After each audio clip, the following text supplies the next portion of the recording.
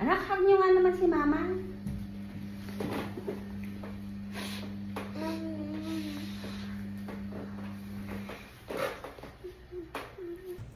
Suot yung chinelas niyo, anak.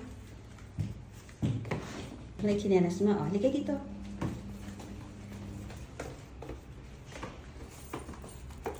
Tingnan niyo yung cut ng neighbor natin sa labas, ha? Yes, let's go see it.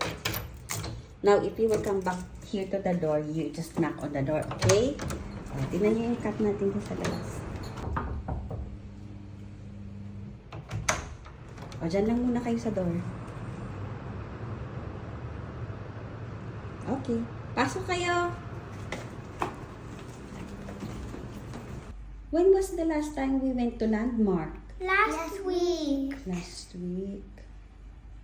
What is this? Salt. You hold this.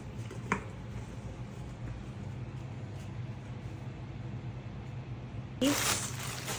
And you hold this.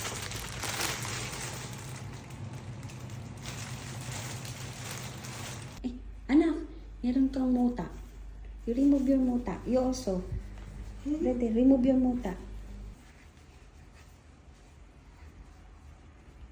The walis.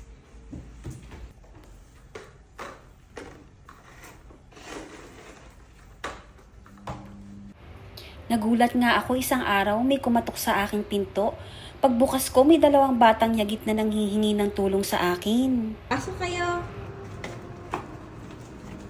Mukhang kaawa-awa ang kalagayan ng mga bata na ito at halatang hindi pa sila kumakain. Kaya nga tinanong ko sila kung kailan pa sila huling kumain at sagot nila. Last week. Last week.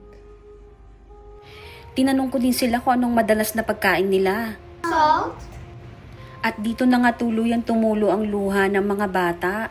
Nadurog ang aking puso sa kalagayan nila, kaya nga pinakain ko sila.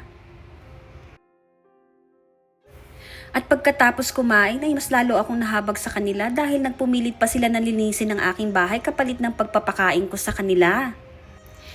Dahil dito, binigyan ko nga din sila ng pagkain para iuwi at sa sobrang saya nila, niyakap at hinalikan nila ako. Wala talagang kapalit na ligaya ang pagtulong sa nangangailangan. Feeling blessed!